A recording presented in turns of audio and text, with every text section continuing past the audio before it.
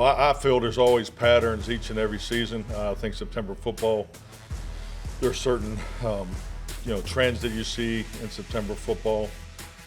But at the end of the day, every season is different. We've had 3 high moments. Obviously with the type of victories that we had. We've had 2 competitive games. That's why I think the win yesterday will serve us well because we got into situations that we haven't had a lot of experience in. As far as 2-minute drills for defense and so forth. So yeah, I mean it's there's highs and lows you go through every year. But just in this short range of games, the peaks and valleys have been different than I've encountered as a head coach. It has been quite the ride for the Dallas Cowboys this 2023 season, and we've seen it all, the good, the bad, the ugly, but what matters most is that they finally get a break. They're heading into the bye week before they are at home in AT&T Stadium for a matchup with another West Coast team. The LA Rams, a matchup to look forward to, but before we get to that, we have to rewind back to week 6. Welcome into Cowboys Rewind. I'm Nicole Hutchison here at the Star. The Cowboys are back in the win column after taking the LA Chargers to the final seconds, a much-needed win for Dallas. Another day in the office where this offense struggled, this time doing just enough to get a win. Dak Prescott, the highlight of Monday's win, showing that he can drive down the field, get the ball to his playmakers, play with instincts, and can extend plays with his mobility. All the things needed as a QB to have success in the NFL. The Dallas Cowboys owner and GM Jerry Jones giving credit where credit is due to his franchise QB. Do you think this was his best game? Yeah, I do. First of all, we had to have his legs, and we had him, and we got to that. Certainly initially was a big part of that offense. I think at one time he had about 70-80% of, well into the game, he was our leading rusher by margin. And that's real important. But I can't say enough about how he just played football out there. As he certainly was able to get plays made that were critical on time against a really good team and a defense that was playing really competitively in the Chargers. So bottom line is I thought it was Dak's best game of the year. Dak Prescott finished with a 70% completion rate and as the team's leading rusher. The guys on the Players Lounge podcast had their thoughts on Dak Prescott's performance as well. Look, man, from just initial reaction going into and looking at that game, I'm going to be honest, to me, it boiled down to one thing. Usually, it's not that. Usually, you go into football games, there's a whole many different factors on what happened in this game. This is how that team won. There's all these different factors. But to me, this game was really simple, and it boiled down to one simple thing. Dak Prescott outplaying my boy Justin Herbert. Yep. That's what it came down to, in my opinion. I mean, when you look at it, I get on Dak Prescott, and rightfully so. The man last year threw 15 interceptions. Last week threw 3 interceptions. So I get on the man. But when credit is due, I got to give that man credit. He went out there, and for the first time in the last 2 years, I could say, at least in my opinion, that man put this team on his shoulders. Yeah. Simple as that. I don't care how you want to break it down. When you look at what the Cowboys were able to do offensively, it wasn't something where it was like this play call, this just drew it up perfect for Dak Prescott. All he has to do is throw the football there, and it's a completion, and that's how we're going to move the football. If you look at all the chunk plays that happened in that game, Dallas Cowboys-wise, they were made from Dak Prescott improvising, using his legs out there. The biggest play of the game, in my opinion, the Tony Pollard play, what happened on that situation? The pocket collapsed. He could have been sacked, in my opinion. Should have been sacked. What did he do? Duck, dodge around? I don't know. He got out of there somehow. Scrambling, saw Pollard, threw the ball across his body to Pollard, and Pollard did the rest. But to me, that's what Dak Prescott was doing all game. He put this team on his shoulders, scrambling with the football, was able to find receivers, extend plays out there. And to me, that was the difference. It was the 2 quarterbacks. It came down to it. Was Mike, we'll get into the play call a little bit later, but when it came down to it, these 2 quarterbacks were the difference maker. Dak Prescott made the plays, made the throws, either the throws or his legs. He was able to do that, and Justin Herbert simply didn't able to do it. And that's my guy, too. That's my guy. I think very highly of Justin Herbert, but he didn't come to play at all. And that's what I was saying when it comes to him, why he's not in that upper echelon, it's because when it comes down to clutch time, what Joe Burrow, what Mahomes, even Josh Allen, I'll put him in that category. When they're able to do in those clutch situations separates them from the rest of them. Herbert had that opportunity to go out there, 2 minutes left, one timeout, to go out there and at least get him in field goal range. You didn't even need a touchdown. Field goal range, and he wasn't able to do that. He threw that interception, and that's squarely on Justin Herbert because he had options out there. Even that sack when Parsons came in and took that sack on second down, I believe, he had Eckler wide open over there, scot-free. He didn't read the play. That was on him, in my opinion. So when you look at this game, the coordinators, I believe, washed themselves out. When you talk about Kellen, Mike McCarthy, I think they both called a really good game. Defensively, Dan Quinn put a wrinkle in there that I thought would get exposed when you put 14 in there, but he balled out. He did his thing. Marquise Bell did his thing, and he basically neutralized Eckler out there. Anytime you saw Eckler with the rock, 14 was right there to get him. So I believe Dan Quinn and even my guy Staley, who usually would throw the game away somehow, some way, he came to play defensively. I mean, they held this team to 20 points when they've been giving up 25 for the entire season. So even they came to play. To me, what this boiled down to was the quarterbacks, and I got to give credit where credit is due. Dak Prescott went out there, and he played himself a hell of a game. When we come back, we'll take a deeper dive into the success and the struggles from this offense in the Cowboys' win against the Chargers Monday night. All that's up next right here on Cowboys Rewind. Cowboys Rewind is brought to you by AT&T, official sponsor of the Dallas Cowboys, and by SWBC Mortgage. Join the more than 120,000 customers that we've helped to find their happier way home. Visit swbcmortgage.com to find a pro today.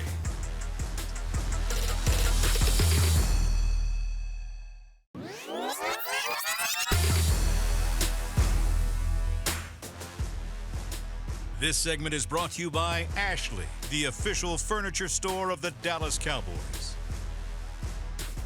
There were concerns about this Dallas Cowboys offense, whether or not they could put some explosive plays on film, and they came in spurts, giving the Cowboys a fourth quarter lead. CeeDee Lamb, the man on a mission to help this offense thrive, led the way with 7 catches on 7 targets for 117 yards. Brandon Cooks cooked up his first touchdown as a Cowboy. Tony Pollard was able to show off his pass-catching ability, and highlights of his night was the 60-yard catch and run. But Michael Gallup really struggled, just 3 catches on 10 targets for 34 yards.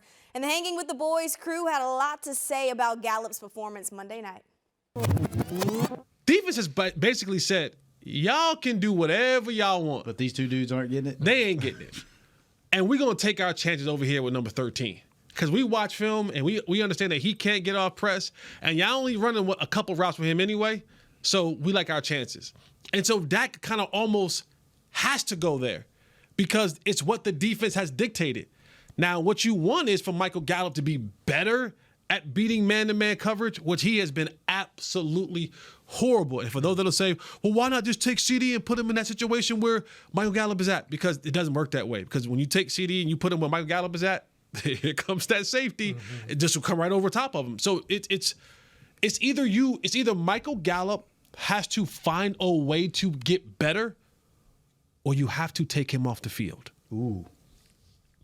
Because defenses going forward are going to say to you, we're going to do our very best to eliminate 88 and try to contain Brandon Cooks, and we're going to let you fire away at number 13. Because we believe that whoever's guarding him would have the better or have the upper hand on defending him. And 10 targets, 3 catches for 24 yards, I'm 40. And if you give me 10 targets today, I might get you more than 3 catches for 24 yards. Like, I might be in the ICU tomorrow. I will definitely be in the ICU tomorrow. But 10 targets. How's that hammy, by the way? Man. Is it good? It's okay. You know what? I should have raced you last week. I forgot about the hammy. If I'm gonna mess up, let it get healed up. Nah, it's healed. Trust me. Before the end of the year, we're racing. All right, whatever. I gotta get my cardio.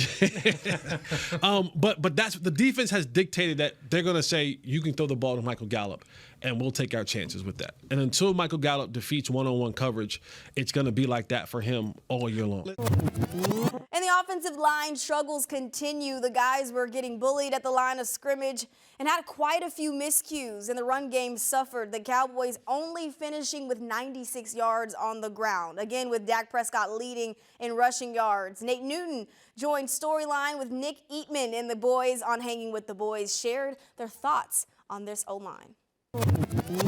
To fix this offensive line, what are you seeing from this group? They got all their guys back, but it's not clicking just yet. What are you seeing? You got a bunch of guys that are banged up and hurt, and I've preached year in and year out. I don't like best five. I like continuity. That comes before anything. You can take an average offensive line and make them great if they're all on the same page, knowing where their help coming from, knowing where their weakness is at. And we got a right tackle that's coming off an ACL. We got a right guard that's we got a banged up knee. We got a center that's got a hamstring and an ankle. So that is hurting. And just age has got our left tackle. Age was battling our left tackle. So they haven't played together long enough, and individually they just banged up. Nate, what's going on with the offensive line? What's happening? Why is it so ugly? What part of it is ugly? We got a right tackle recovering from an ACL. Yeah. We got our right guard with a bad knee. I mean, the whole league is banged up. We got a center with a hamstring. I ain't never heard of that. Then something wrong with our left guard. They can't pass games. They can't pass games. They can't pick up stunts. They just gotta keep grinding through. Just because they've only played two games together? This ain't got nothing to do with chemistry. This got something to do with you got to man up. You got to get healthy, and you just got to man up. I mean, and they're a year older. It's gonna be a grind year for this offensive line. It's gonna be a grind year because before you could put your hat on, you wasn't beating our right guard. You know, Steele was gonna maul you to death. Our center was gonna hang in there. Our left guard was gonna maul you to death, and Tyron was gonna just be a wise guy, you know, when he played. But boy, the age is starting to catch up, and it's shown 2 games in a row. Where young, strong guys that are willing to bull you, and you know, and be physical. We're having problems, and Coach Solari got his hands full trying to fix that. So it's not scheme or chemistry. It's just play. Got to play better. Got to play better, man. Got to play better. And this is what I hate is. Everybody's worrying about Bosa, and they're worried about the other kid, Khalil Mack. I keep telling people, it ain't gonna work unless those 3 guys in the middle are strong. And yesterday, once again, the 3 guys in the middle weren't very strong.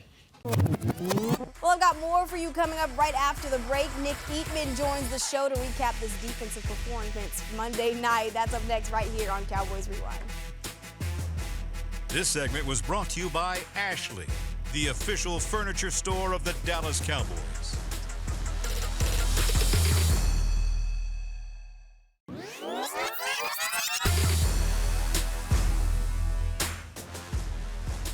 Welcome back into Cowboys Rewind. Penalties have been an issue for the Dallas Cowboys all season long. We actually heard Nick Eatman discuss that on the Storylines podcast earlier this week. Take a listen.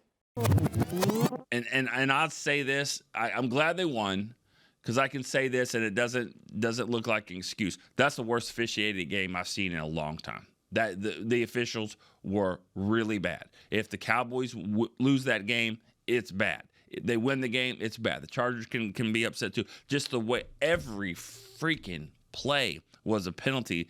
I mean, it was an ugly game for them. I think I tweeted out that, they have more passing yards with these flags than Herbert and Dak combined. I mean, it was ridiculous. And you didn't understand. I don't understand some of those calls, but is what it is. The Cowboys were able to overcome it. And yes, the offensive line, they're struggling right now. We'll have the pleasure of having Nick Eatman alongside of me right now. Now, Nick, I mean, we were talking about the penalties. You said that they overcame them, and they did, the Dallas Cowboys. But just talking about this team, that's been a problem, an issue all season long. They lead the NFL with 46 penalties, over 350 yards. How much of a sense of urgency, if you're Mike McCarthy, would you have on this now that we're in the bye week? Well, they just threw another flag in that game. And just now, they finally finished throwing flags. It was bad for the Chargers. It was bad for the Cowboys. I mean, but it's certainly a sense of urgency, and especially the pre-snap penalties, because that's not really something that you can blame on the officials. That's just jumping off sides or lining up off sides or 12 men on the field or 12 men on the field again. Things like that certainly need to be cleaned up. And so when Mike McCarthy says that we've got to do that, I mean, he's speaking to his own coaching staff as well. I mean, this is communication that's not being there. I mean, you can't justify the 12 men on the field penalties or lining up off sides. I mean, some of it's on the coaches, some of it's on the players. It's worse on the road for some reason than it is at home. But I think that, they've got to figure out a way to clean it up, because you can't just keep overcoming 1st and 15s on offense or 1st and 5s on defense. Yeah, I mean, certainly something to clean up, but there was some good from that game, right? They're making turnovers, they're creating turnovers, getting back to their identity, pressuring the quarterback. Just talk about some of your takeaways through the first 6 weeks of the season and what you're liking so far from that unit. Well, the defense, I mean, obviously against the Chargers the night, they had to work with some short fields. I mean, the 2 touchdowns that the Chargers had were, a product of short fields for the defense. So when they had to make them drive, when they had to drive the length of the field, they did a really nice job. My takeaways for the season, Micah Parsons obviously is unbelievable, but he's got to get some more help. He's got to get some help on the outside, more pass rush from guys like Dorrance Armstrong and Fowler and Sam Williams. I think Tank Lawrence is doing a great job against the run. Maybe a little bit more pass rush needs from him, but the way that they're having to offset these injuries with Trayvon Diggs and Leighton Vander Esch, I think they've done a good job so far. They can't keep sustaining injuries, so that's going to, if that keeps to build up, it's going to be a real problem. But right now, the Cowboys are figuring out a way to manage that. Certainly some things to clean up, certainly some things to build off of heading into next week against the Rams. So we've got more for you coming up on Cowboys Rewind. We've got Cal Yeomans joining the show. We'll be right back.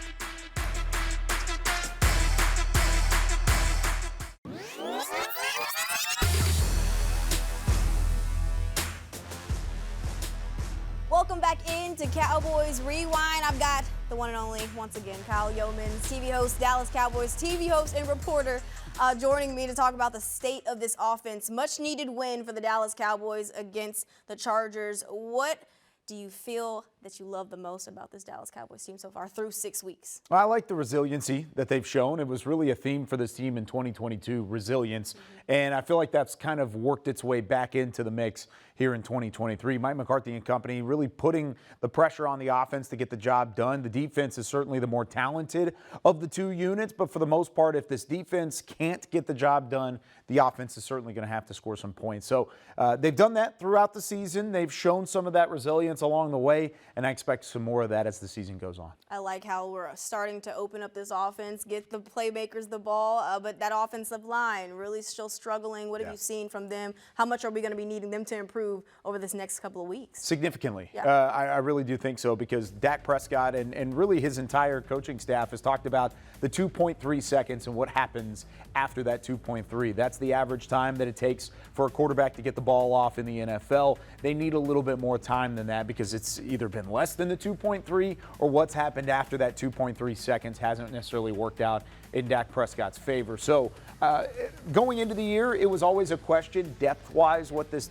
offensive line would look like. You felt good about the starting 5. Now I feel like there's times where you're seeing Tyron Smith struggle. Tyler Biadasz hasn't had his best season to this point in his career. There's ways that this offensive line can see a step up, and they're going to need to see that step up significantly if they're going to have the same success that they anticipated going into the year. A lot of those guys have been battling injuries, right? Yes. But do you think it's the lack of preparation? I know Nate Newton had mentioned that back in the day in his time, that the preparation for as far as practices were a little more rigorous. Oh, there was just more practice time, and Yeah. that's just kind of the stipulation of the NFL at this point, and in this day and age of the NFL. I don't necessarily think so. I think there's a lot of preparation that goes into it. You just got to have the execution. All right, well, thank you so much. We'll be right back to wrap things up right here on Cowboys Rewind. Stick with us.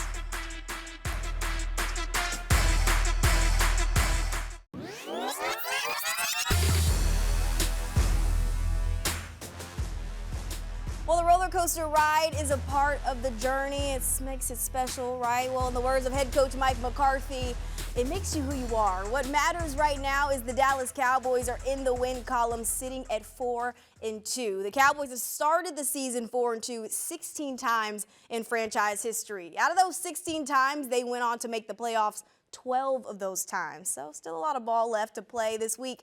Mike McCarthy told the media that Monday players did sick call, went through strength and conditioning training. A few positions had meetings, and once the position coaches graded the film, they were free to go. So 6 days to regroup for this team. It'll be needed headed into this next stretch. Really, the Rams at home October 29th, and they face the Eagles that week after that. That's a wrap for Cowboys Rewind. We will see you next week. Cowboys Rewind was brought to you by AT&T, official sponsor of the Dallas Cowboys, and by SWBC Mortgage. Join the more than 120,000 customers that we've helped to find their happier way home. Visit SWBCmortgage.com to find a pro today.